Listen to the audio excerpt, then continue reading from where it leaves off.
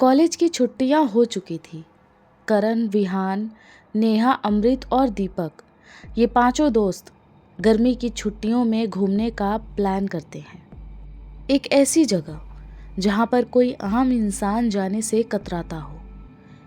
दरअसल ये पांचों एक ही कॉलेज में पढ़ने वाले दोस्त थे, जिन्हें हर छुट्टियों पर कुछ एडवेंचर करने का मौका मिलता था।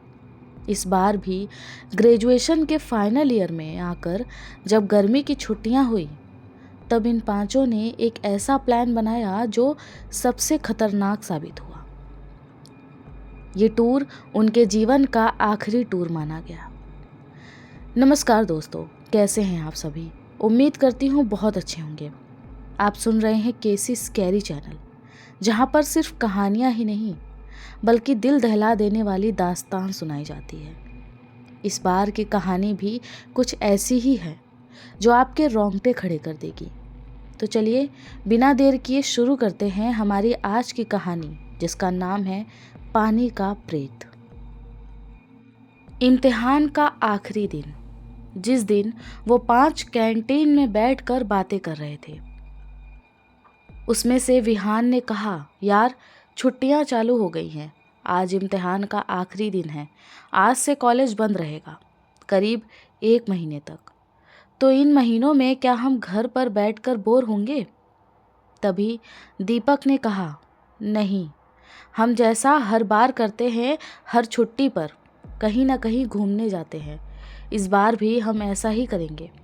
तुम सब तैयार हो जाना। हम सब इस बार ऐसी जगह चलेंगे जहां तुम सबको बहुत मज़ा आएगा। इतना कहकर दीपक ने टेबल पर रखी कॉफ़ी का मग उठाया और चुस्कियाँ लेने लगा। दीपक की बात सुनकर नेहा ने कहा, अगर इस बार हम जाएंगे, पर कहाँ? कुछ डिसाइड तो किया होगा? दीपक मुस्कुराया और टेबल पर अपनी कॉफ़ी का मग रखते हुए कहा, मैंने तो पूरा प्लान कर लिया है। हमें कहाँ जाना है और किस तरह जाना है। इतना सुनकर बहुत ही उत्सुकता के साथ करण ने पूछा, अच्छा ये बात है, तो चलो बताओ फिर इस बार हम कहाँ जाने वाले हैं? तभी दीपक ने अपनी जेब से अखबार का एक कटा हुआ टुकड़ा निकाला और टेबल पर रख दिया। उस अखबार के टुकड़े को देखकर सभी दीपक की तरफ हैरानी से देखने लगे। नेहा गुस्से में आकर बोली, तुम्हारा दिमाग खराब है क्या? यहाँ जाने की बात कर रहे हो? मालूम भी है ये जगह कैसी है? तुम्हें तो हर समय मस्ती ही सूझती रहती है। मैं कह रही हूँ, अगर यहाँ जाने का प्लान हुआ तो मैं नहीं जाऊँगी। नेहा वो अखबार का कटा हुआ टुकड़ा देखकर न जाने क्यों झुंझला जाती है। फिर वो करण की तरफ देखती है और चुप लगाकर बैठ जाती है। नेहा की ऐसी नाराज़गी भरी बातों को सुनकर करण नेहा से पूछता है, क्यों? ऐसी क्या बात है इस जगह में जो तुम इस तरह रिएक्ट कर रही हो? इससे पहले भी तो तुमने कभी कहीं भी जाने से मना नहीं किया था, तो इस जगह में ऐसी क्या खास बात है? नेहा ने करण की तरफ देखा और कहा, तुम शायद न्यूज़ नहीं पढ़ते। दीपक पढ़ता है, उसी से पूछ लो। इतना कहकर नेहा वहाँ से गुस्से में उठकर चली जाती है। करण दीपक से कहता है, क्या बात है यार, नेहा इतनी भड़क क्यों रही है? ऐसी क्या खास बात है इस जगह में? दीपक मुस्कुराता है और कहता है, बहुत डरपोक है नेहा, बहुत ही अच्छी जगह है ये। अगर हम यहाँ जाएंगे तो बहुत मज़ा आएगा।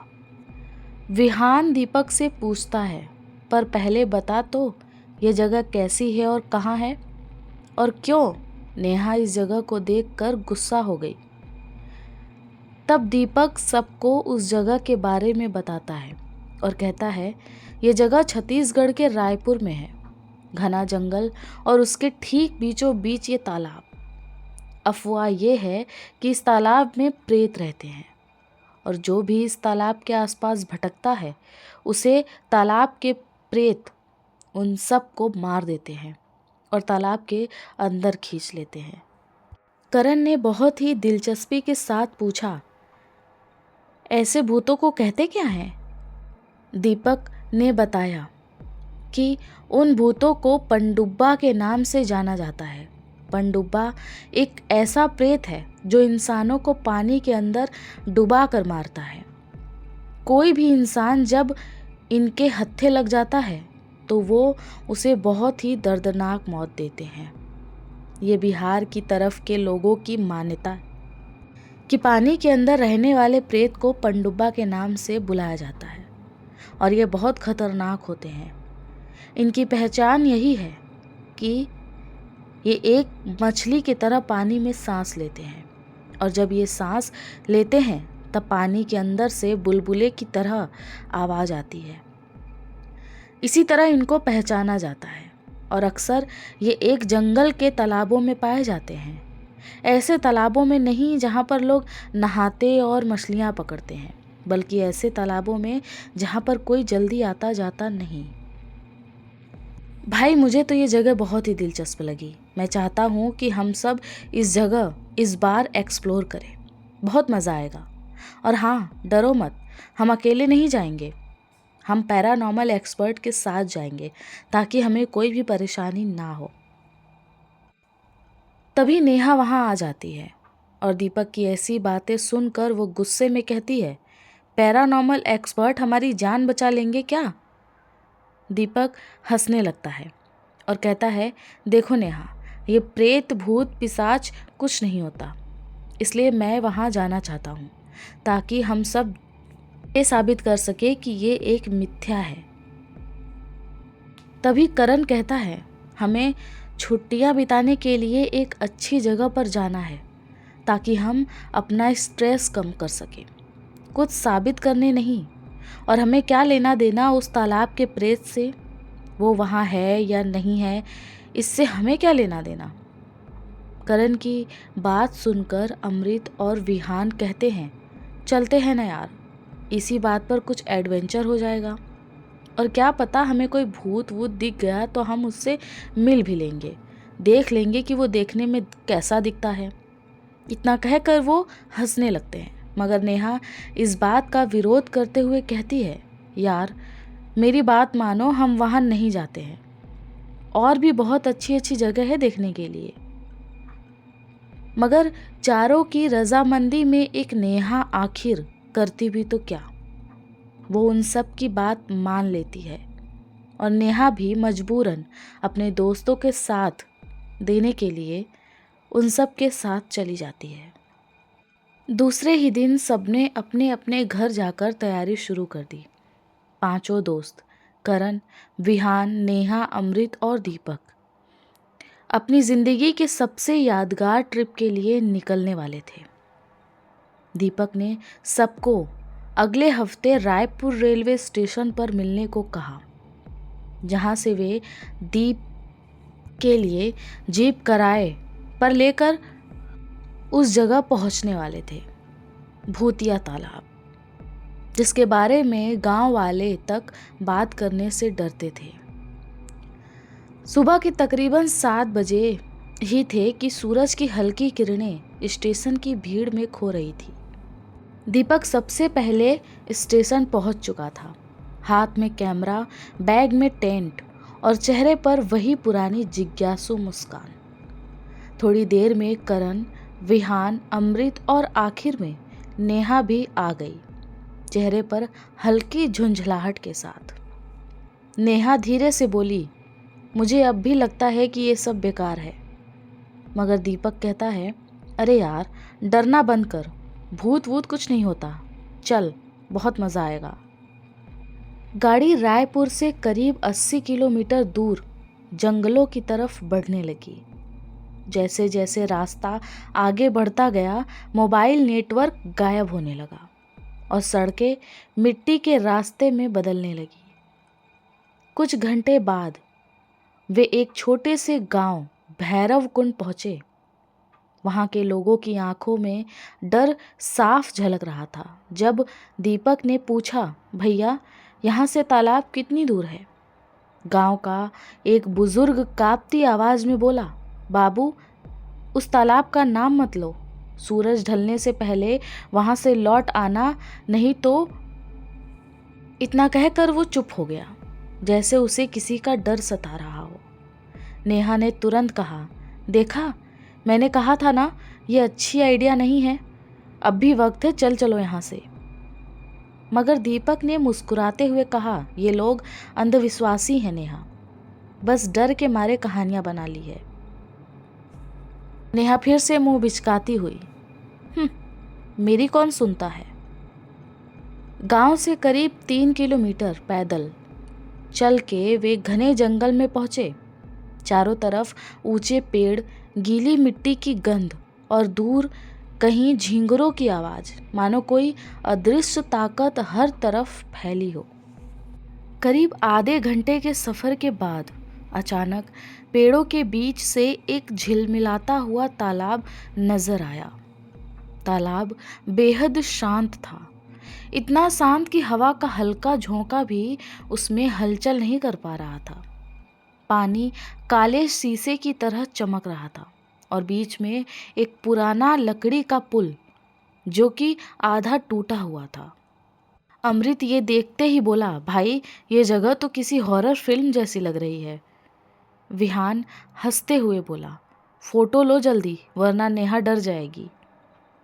दीपक ने कैमरा निकाला और चारों तरफ वीडियो रिकॉर्डिंग शुरू कर दी। Welcome to the haunted lake, उसने कैमरे के सामने कहा। आज हम साबित करेंगे कि भूत जैसी कोई चीज नहीं होती। नेहा एक पत्थर पर बैठ गई।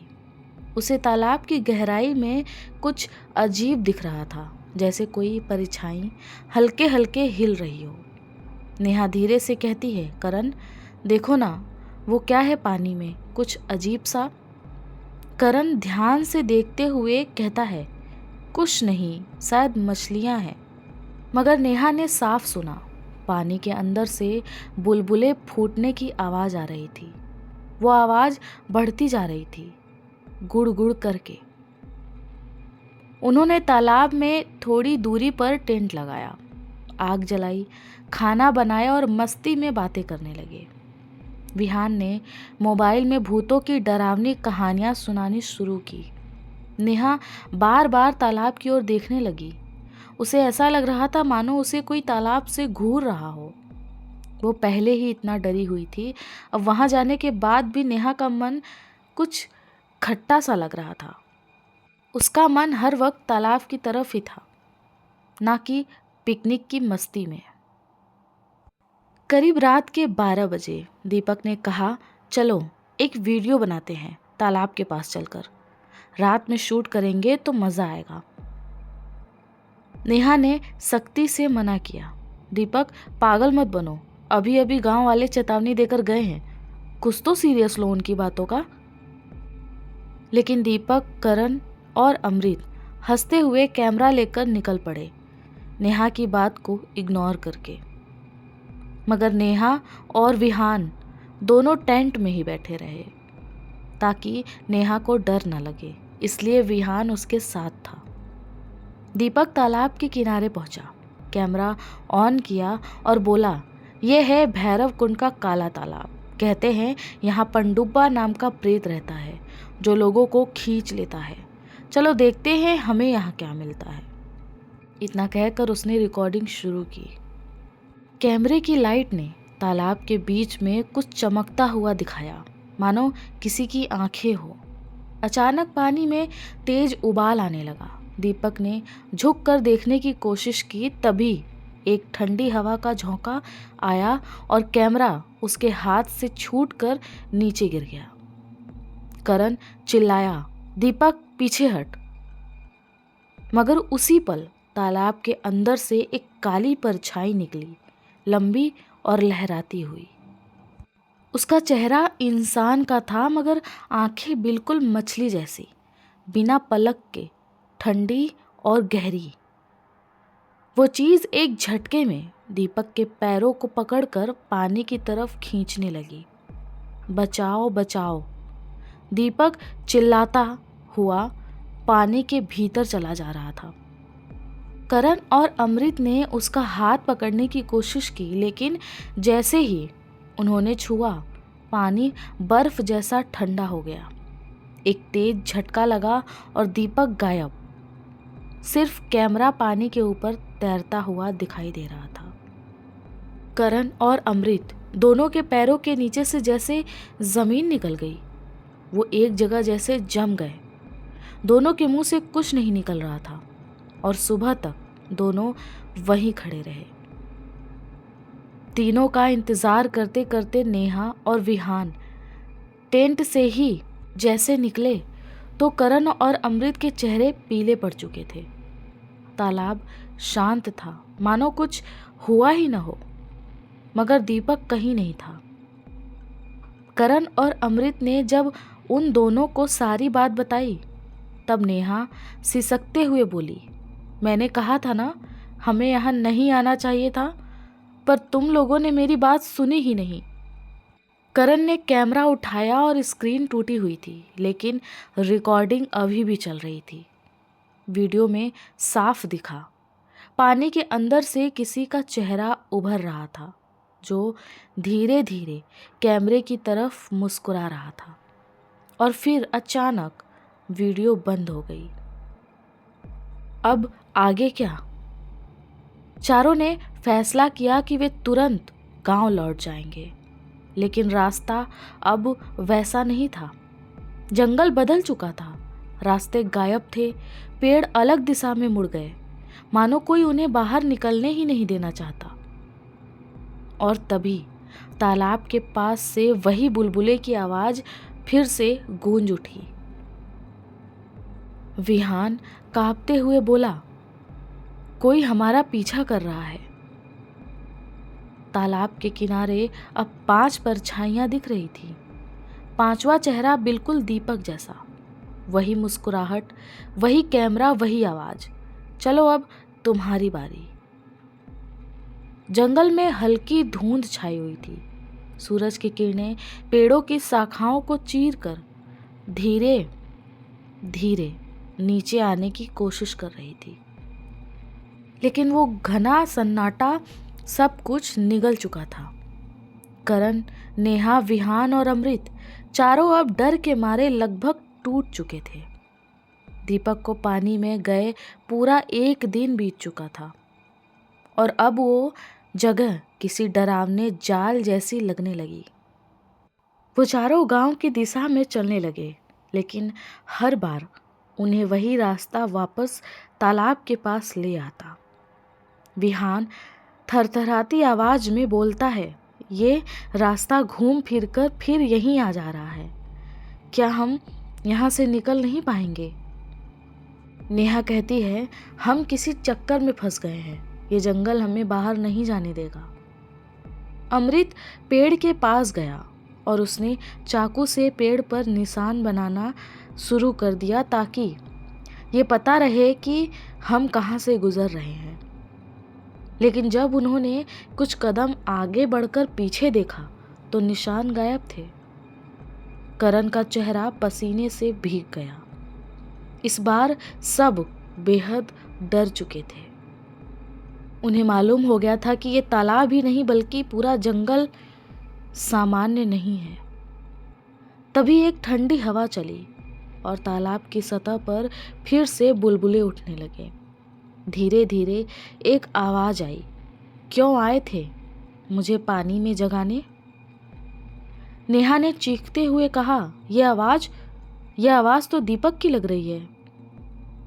करण ने टूटा हुआ कैमरा उठाया और उसे अपने लैपटॉप से जोड़ा।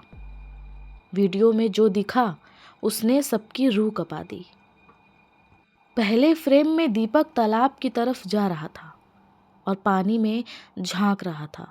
फिर अचानक कैमरे ने किसी और इंसान का चेहरा दिखाया, बिल्कुल दीपक जैसा, लेकिन उसकी आंखें पूरी तरह काली थी। वो दीपक असली दीपक को पानी में खींच लेता है और फिर कैमरे के सामने देखकर मुस्कुराता है।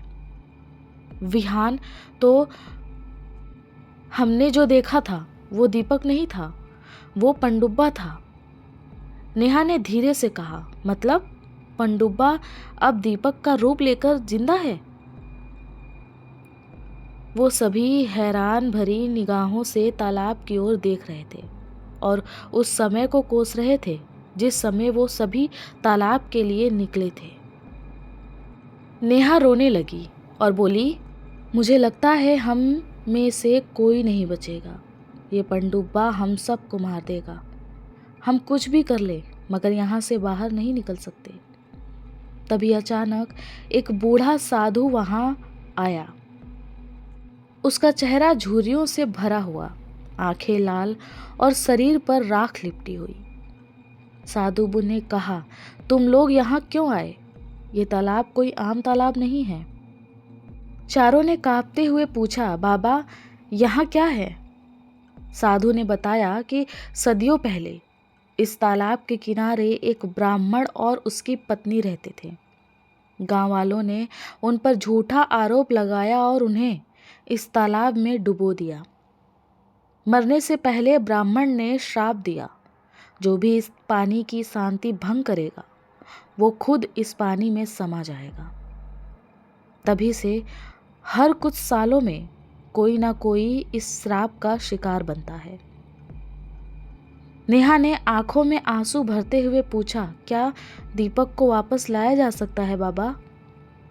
साधु ने धीरे से कहा, नहीं, मगर उसे मुक्त जरूर किया जा सकता है।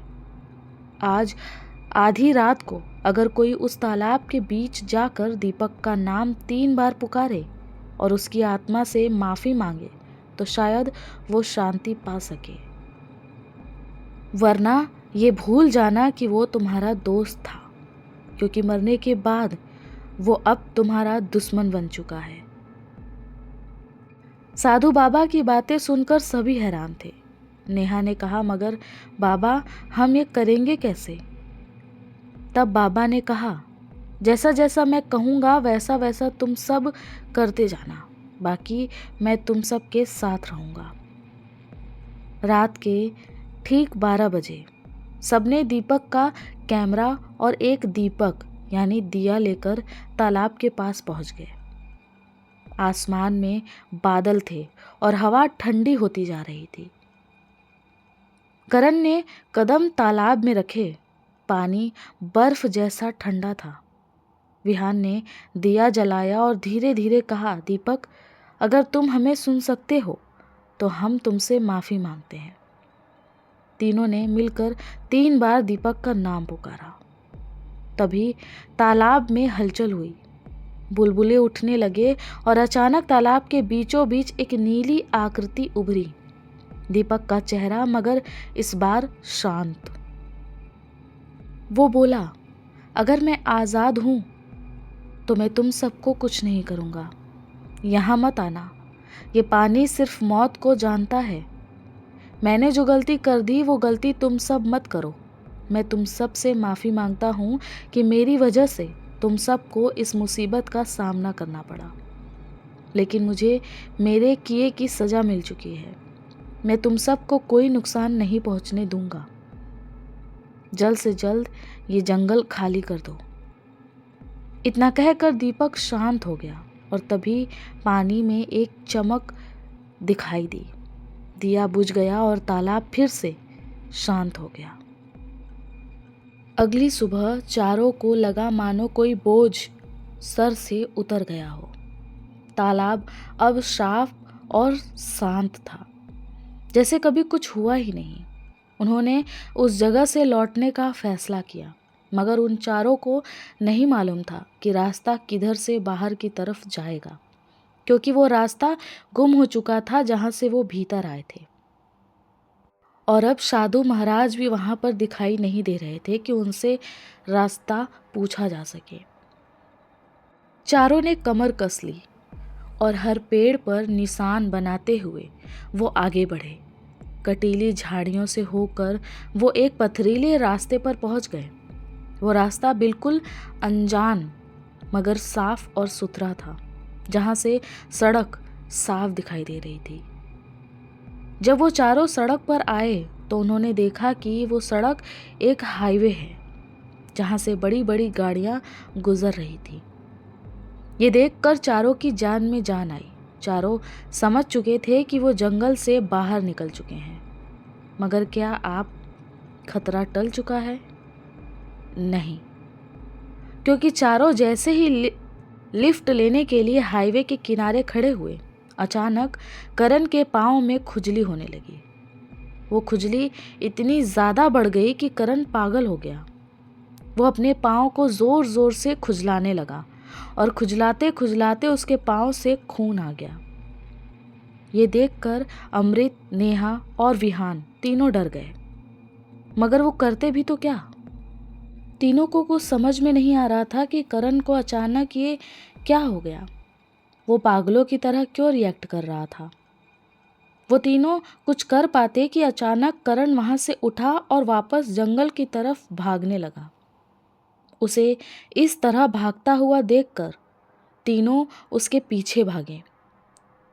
वो करण को पकड़ने की कोशिश कर रहे थे, मगर करण बिल्कुल रफ्तार से बस जंगल के भीतर चला जा रहा था।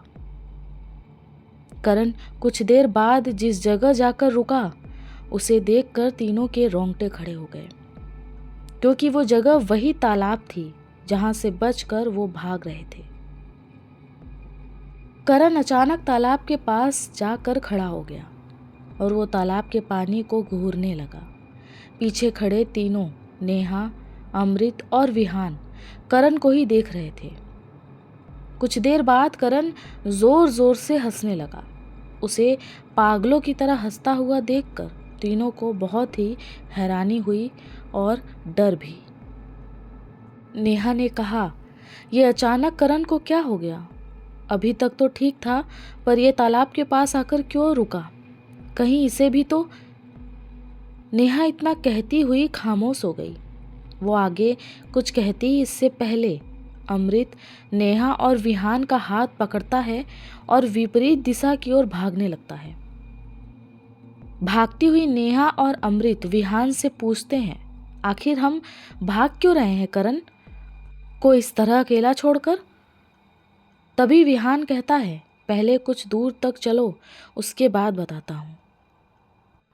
थोड़ी देर बाद तीनों एक जगह पर आकर रुके। तब विहान ने नेहा और अमृत को बताया कि करण को साथ ले जाना अब नामुमकिन है, क्योंकि वो हमारा करण नहीं बल्कि कोई और है। इतना सुनकर नेहा फिर से रोने लगी और बोली, मुझे मालूम था ऐसा ही होगा। हमें तो भगवान भी नहीं बचा सकता। धीरे धीरे हम सब मरेंगे। तभी अमृत नेहा का हाथ पकड़ता है और कहता है, ऐसा बिल्कुल नहीं होगा। तुम चिंता मत करो और पहले यहाँ से निकलो। वो तीनों जंगल से फिर बाहर के रास्ते की तरफ चल पड़ते हैं, मगर नेहा को करण की याद सताती है। उसके आंखों से आंसू इसलिए नहीं रुकते क्योंकि करण नेहा का सबसे अच्छा दोस्त था। वो करण की ऐसी हालत देख नहीं पा रही थी। उसे अंदाज़ा भी नहीं था कि वो करण को इस हालत में छोड़कर भाग जाएगी। वो रोती हुई अचानक भागते हुए ठहर गई और बोली, नहीं, मैं इस तरह अपने दोस्त को छोड़कर नहीं भाग सकती। अगर मैं यहाँ से चली गई तो मैं दुनिया की सबसे बुरी लड़की साबित हो जाऊंगी, जो अपने दोस्त की हेल्प नहीं कर सकी। नेहा की ऐसी बहकी बहकी बातें सुनकर अमृत ने कहा, ये क्या बकवास कर रही हो तुम? जल्दी चलो यहाँ से, हमारे पास समय नहीं है। लेकिन नेहा वहाँ से हिलती भी नहीं और कहती है कि तुम दोनों जाओ, मैं वापस करण के पास जा रही हूँ।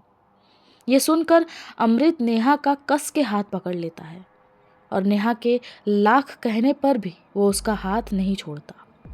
नेहा झल्लाते हुए अमृत से कहती है, मुझे छोड़ दो अमृत, वरना अच्छा नहीं होगा। विहान भी नेहा को समझाता है कि पागल मत बनो नेहा, करण मर चुका है, तुम उसे चाहकर भी नहीं बचा पाओगी। वो जहाँ है उसकी वही जगह है। लेकिन नेहा की आंखों में एक अजीब सा गुस्सा दिखाई देता है, जो कि अमृत और विहान के लिए था। नेहा गुस्से में कहती है, अगर तुम दोनों ने मुझे वापस जाने नहीं दिया तो मैं तुम दोनों को मार दूंगी। विहान नेहा की ऐसी बातें सुनकर हैरान हो जाता है और समझ जाता है कि आखिर नेहा ऐसा क्यों कह रही है। विहान जल्दी जल्दी नेहा के हाथ पांव देखने लगता है। विहान के ऐसे करने पर अमृत आश्चर्य से पूछता है, ये क्या कर रहे हो? नेहा के बॉडी में क्या ढूंढ रहे हो तुम? विहान कुछ जवाब नहीं देता और लगातार नेहा की बॉडी पर कुछ ढूंढता रहता है। अचानक उसे नेहा के गर्दन पर कुछ ऐसा दिखाई देता है जिसे देखकर विहान चौंक जाता है और कहता है, अमृत, नेहा को जाने दो। विहान की ऐसी बातें सुनकर अमृत को विहान पर बहुत गुस्सा आ जाता है और वो कहता है, तुम्हारा दिमाग तो ठीक है? हम पहले ही अपने दोस्तों को खो चुके हैं, अब नेहा को मरने नहीं दे सकते। तभी विहान कहता है, तुम्हें क्या लगता है नेहा मेरी दोस्त नहीं? मैं जो कुछ भी कर रहा हूँ सोच समझ कर रहा हूँ। नेहा को अभी यहाँ से जाने दो। ये बात सुनकर नेहा मुस्कुराने लगती है और दौड़ती हुई विपरीत दिशा की तरफ भागती है। ये देखकर अमृत भी उसके पीछे भागने लगता है, जिसे रोकते हुए विहान कहता है, रुक जाओ अमृत, जिसके पीछे तुम भाग रहे हो वो हमारी नेहा नहीं है, बल्कि कोई और है। अमृत विहान की इस बात से हैरान हो जाता है और हैरत भरी निगाहों से विहान की तरफ देखता है। विहान बड़े ही दुखी मन से आंखों में आंसू भरकर अमृत से कहता है, जो घाव हमने करण के पांव पर देखा था वही खुजली वाला घाव नेहा के गर्दन पर भी था। एक ऐसा घाव जो कि पानी में ज़्यादा समय रहने पर हो जाता है। अमृत ने पूछा, तुम कहना क्या चाहते हो?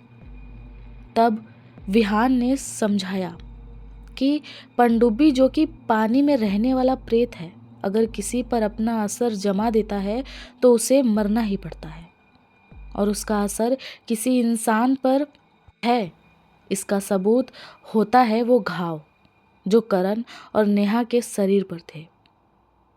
विहान के इतना कहते ही अमृत सारी कहानी समझ जाता है और अपने आंखों में आंसू लिए नेहा को आखिरी विदाई देकर वो दोनों वहां से बाहर की तरफ भाग निकलते हैं। हाईवे पर आकर दोनों की जान में जान आई। दोनों खुद को महफूज महसूस करते हैं और वहां से किसी भी गाड़ी के गुजरने का इंतजार करने लगते हैं। दोनों के आंखों में खुद की जान बच जाने की खुशी तो झलक रही थी, मगर दूसरी ओर अपने दोस्तों की ऐसी दर्दनाक मौत से दोनों का मन बहुत ही दुखी था। थोड़ी ही देर हुए थे कि वहां से एक लाल कलर की कार गुजरी, जिसे देखते ही दोनों गाड़ी के ठीक सामने आ गए। अचानक गाड़ी चलाने वाले ने ब्रेक मारी और अपने कार का शीशा खोलकर उन दोनों की तरफ देखा। गाड़ी का मालिक उन दोनों को देखते ही समझ गया कि वो दोनों बहुत ही परेशान हैं और किसी मुसीबत से बाहर निकल कर आए हैं। इसलिए बिना सवाल किए उसने गाड़ी के दरवाजे खोल दिए। ये देखकर विहान और अमृत दोनों जल्दी जल्दी गाड़ी के अंदर जाकर बैठ गए और गाड़ी का मालिक गाड़ी तेजी से भगाने लगा।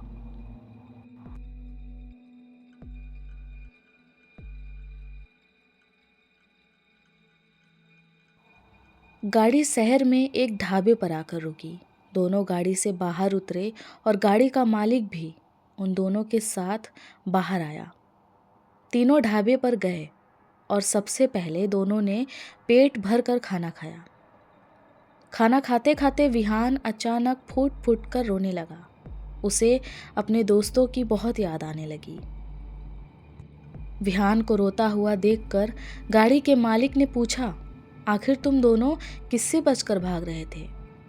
ये सुनकर विहान और अमृत दोनों ने गाड़ी के मालिक की तरफ देखा और फिर दोनों ने उसे सारी आप बीती बताई, जिसे सुनकर वो बहुत ही हैरान हो गया। गाड़ी के मालिक ने बोला, मेरा नाम अर्जुन है, मैं पैरानॉर्मल एक्सपर्ट हूँ और अपने एक्सपीरियंस से बताना चाहता हूँ कि तुम लोगों को बिना पैरानॉर्मल एक्सपर्ट के उस जंगल में नहीं जाना चाहिए था। इतना सुनकर अमृत ने कहा, हम एक पैरानॉर्मल एक्सपर्ट के साथ ही जंगल में जाना चाहते थे, मगर अचानक निकलते समय ही उनका फ़ोन आया कि वो किसी कारण से नहीं आ पाएंगे और हम घर से निकल चुके थे। इसलिए अपना प्लान कैंसिल नहीं करना चाहते थे और हम उनके बिना ही वहाँ से निकल पड़े। अर्जुन ने दोनों को सांत्वना देते हुए कहा, जो होता है ईश्वर की मर्जी से होता है, लेकिन फिर दोबारा ऐसी जगह पर एक्सप्लोर करने से पहले उसकी पूरी जानकारी ले लेना। इतना कहकर अर्जुन ने कहा, मैं तुम लोगों के दोस्तों की कमी पूरी नहीं कर सकता, लेकिन एक नया दोस्त बनकर तुम दोनों का दर्द ज़रूर बांट सकता हूँ। इस तरह अमृत और विहान ने जहाँ अपने दोस्तों को खोया, वहाँ एक नया दोस्त उन्हें वापस मिल गया। इसी सीख के साथ कि अनजानी और ख़तरनाक चीज़ों के प्रति अंधाधुंध जिज्ञासा या रोमांच की लालसा कभी कभी खतरनाक साबित हो सकती है और अनुभव चेतावनी को हल्के में लेना खतरनाक परिणाम ला सकता है। इसी के साथ मैं ये कहानी यहीं ख़त्म करती हूँ और वादा करती हूँ कि अगली बार ऐसी ही रोमांच से भरी कहानी के साथ आप लोगों से फिर मिलूँगी।